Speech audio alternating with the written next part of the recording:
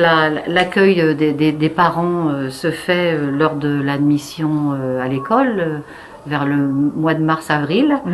Là, on fait connaissance on se donne rendez-vous au mois de juin avec les enfants pour un moment passé dans la classe, un moment d'intégration et où l'enfant du coup va pouvoir découvrir sa classe avec les parents et où on dira toutes les modalités de la rentrée.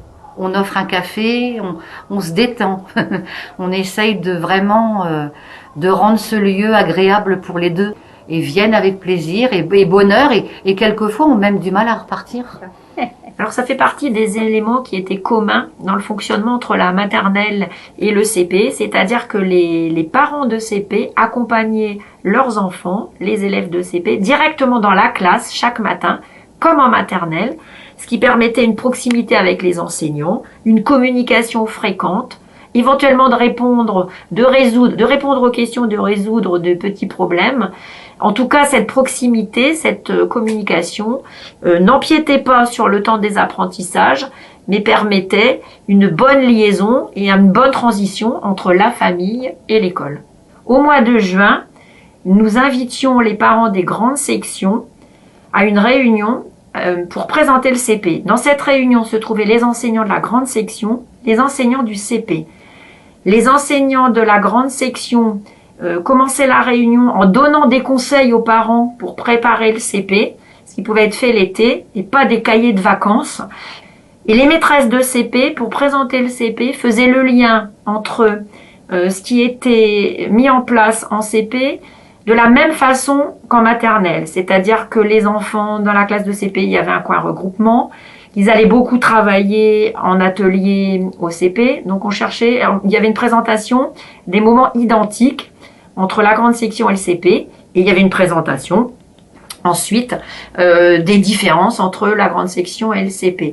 Il n'y avait pas d'entrée précise dans l'apprentissage de la lecture, comment ça allait être fait. C'était vraiment un moment pour rassurer les parents et leur présenter le passage entre la grande section et le CP. Suite à cette réunion du mois de juin, fin juin, les enfants de grande section venaient passer une matinée au CP avec leur future maîtresse et les CP repartaient passer eux la matinée avec les maîtresses de l'an passé en maternelle.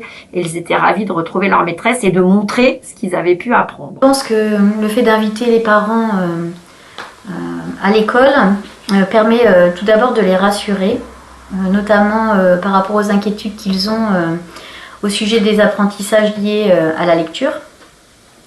Ensuite, ça permet d'assurer un lien de confiance avec les familles. Et puis, ça permet également de partager un moment autour de la lecture pour qu'ils puissent ensuite faire lire à la maison et pour qu'il n'y ait pas de rupture entre ce qui se passe à l'école et ce qu'on pourrait demander à la maison. C'est-à-dire que pour éviter trop d'exigences, en leur précisant bien que... Et puis que le fait de faire lire à la maison est essentiel pour que l'enfant sache qu'on prend en compte ce qui se passe à l'école et qu'il s'implique davantage dans les apprentissages.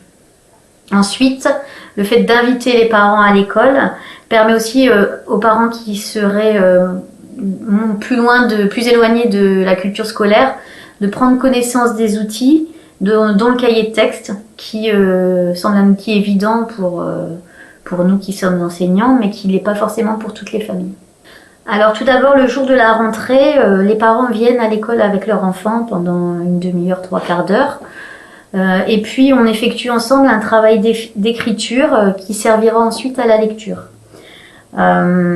C'est un moment où je peux envisager de voir les familles qui seraient les plus distantes de l'école. Et puis les élèves qui seraient plus fragiles. Alors le premier objectif était de rendre explicite la méthode de lecture en faisant présenter aux élèves leurs outils et donc les deux cahiers de lecture, le premier qui est un cahier de combinaison syllabique et le second qui est un cahier de compréhension ou de découverte de phrases et de textes. Ensuite, je pense que ça a pu rendre pour les parents explicitent la méthode de lecture. Et puis, ça nous a permis d'accompagner le parcours scolaire de leur enfant.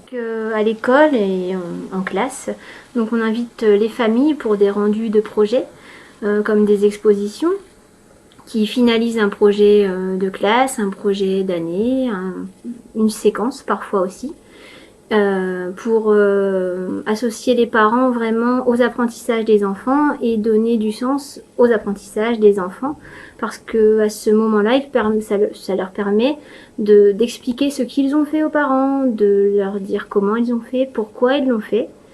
Et pour eux, c'est très important. Donc c'est très important pour les enfants, c'est très important pour les familles.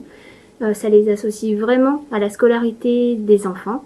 Et c'est aussi important pour nous, les enseignants, que les familles soient présentes à différents moments de l'année et qu'elles soient présentes, ces familles, pour un autre moment que le rendu des livrets, que des résultats, puisque les différents liens, donc les liens élèves-élèves sont importants, les liens enseignants-élèves, mais aussi les liens famille-enseignants. Et ça contribue pour moi à un climat scolaire qui est plus serein. Et c'est essentiel pour les enfants et pour tout le monde. Un projet fourmi, on avait un projet en sciences et en programmation, donc avec les robots, où les enfants ont construit des robots représentant des fourmis et représentant la vie au sein de la fourmilière. Donc ils ont construit des robots, ils ont expérimenté. Et ils ont aussi construit une exposition, donc avec des affiches qu'ils ont présentées aux familles. Et à ce moment-là, ils ont présenté les robots fourmis que chaque groupe avait construits, en expliquant aux parents comment ils avaient aussi programmé les robots, comment on programme et pourquoi on le fait aussi. Et puis en faisant participer les parents, donc avec la tablette au déplacement des fourmis. Donc en jouant aussi avec les parents. Pour les enfants, donc les enfants disent qu'ils sont très fiers que leurs parents viennent voir ce qu'ils font à l'école. Les parents eux-mêmes sont fiers de voir ce que leurs enfants font. Ça donne vraiment une lisibilité sur ces moments de classe qu'ils ne partagent pas. Alors tout simplement, je pense que cela renouvelle la confiance que les parents ont envers l'école. Second temps, une réunion à la rentrée, comme pour les autres classes, pour présenter le CP. Et au cours de cette réunion, les maîtresses proposaient aux parents de venir observer un temps de classe, un temps de lecture en novembre et en décembre. Donc elles prévenaient les maîtresses, elles prévenaient les parents qu'il y aurait un planning qui passerait, que les parents seraient accueillis par 2 ou 3 sur des demi-matinées pour venir observer. Voilà. Donc, est-ce que les parents sont venus? Les parents sont venus. En grande majorité, les parents sont venus. On a même eu des demandes de parents. Les mamans étaient venues assister. On avait parlé à la maison et donc des papas qui demandaient si eux aussi pouvaient revenir sur d'autres créneaux parce qu'ils avaient envie de voir. Voilà. Donc les mamans sont venues. Certains papas sont venus aussi. Et après, en janvier-février, quand toutes les observations étaient terminées, nous réunissions à nouveau les parents et les maîtresses de CP, nous réunissions pour faire le point de ces observations. Le premier point, souvent qui était abordé, c'était la fierté. Les parents étaient fiers d'avoir vu leurs enfants faire des efforts et puis réussir aussi et commencer à lire. Ça, c'était vraiment un point important. Le deuxième point, c'était la prise de conscience de comment ça se passait en classe, de mettre des images et des mots sur ce que les enfants pouvaient raconter. C'est-à-dire, qu'est-ce que ça veut dire que travailler en atelier? Comment est-ce que c'est possible de faire travailler les élèves dans une classe avec des activités différentes, des activités qui étaient adaptées au niveau des enfants, c'est-à-dire la pédagogie différenciée. Et les parents la comprenaient que tout ce qui était préparé par les maîtresses était adapté au profil des élèves. Ce que je vous raconte là, à l'époque, les CP n'étaient pas dédoublés, c'est-à-dire que ça se faisait avec des classes de 20 à 25 CP, voilà, dans un premier temps.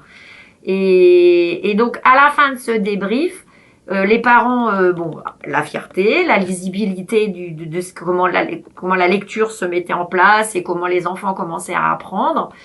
Et souvent la conclusion, c'était ce qui pouvait être mis en place à la maison pour accompagner le travail fait en classe et pour aider les enfants. Voilà. Alors. Le fait de jouer à certains jeux de société en incluant les parents, en leur demandant de venir, ça permet du coup de se retrouver autour d'une table et de jouer ensemble et de donner peut-être l'idée aux parents de le refaire à la maison. On a eu l'idée il y a quelque temps d'interpeller la FIB, donc une association familiale beauvaisienne qui vient donc avec ses bénévoles, qui vient donner des cours de français à la maternelle à des parents qui ne parlent pas le français ou qui parlent bien le français mais qui veulent lire et écrire. Donc il y a vraiment plusieurs niveaux. Donc on a eu jusqu'à 3 bénévoles qui sont venus l'année dernière. Et bon voilà, elles s'installent dans une classe de l'école. Voilà, les mamans viennent aussi des fois avec des poussettes, avec leur bébé. Voilà, c'est vraiment une proximité. Hein, les mamans qui peuvent pas se déplacer ou qui viennent d'avoir des petits, qui ont des bébés, elles peuvent venir avec eux. Pourquoi à l'école? Que ce soit à l'école, c'est une proximité. L'école, le lieu où on vient déposer son enfant pour qu'il vienne apprendre des choses, eh bien, maman peut s'octroyer aussi le droit de venir apprendre le français dans les mêmes locaux. Parce qu'on a pas mal de mamans qui ne parlent pas du tout le français. Et quel est l'impact de cette action? Qu'est-ce qu'on constate? Que les parents viennent plus à l'école, ont peut-être moins peur après de venir nous voir et nous parler. Les enfants eux-mêmes voient leur maman dans les locaux et ça peut des fois débloquer des situations.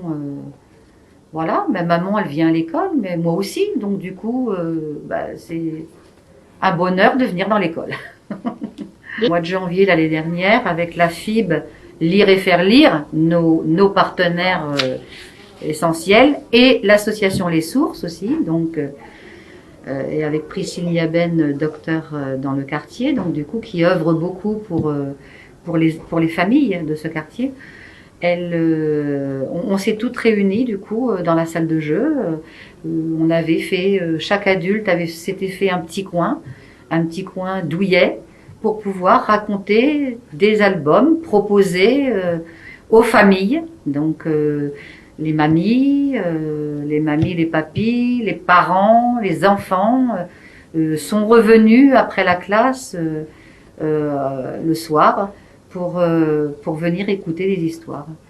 Donc quelquefois, à l'allure d'une petite lampe de poche, sous une tente, en toute intimité, voilà, on leur a fait profiter de belles histoires.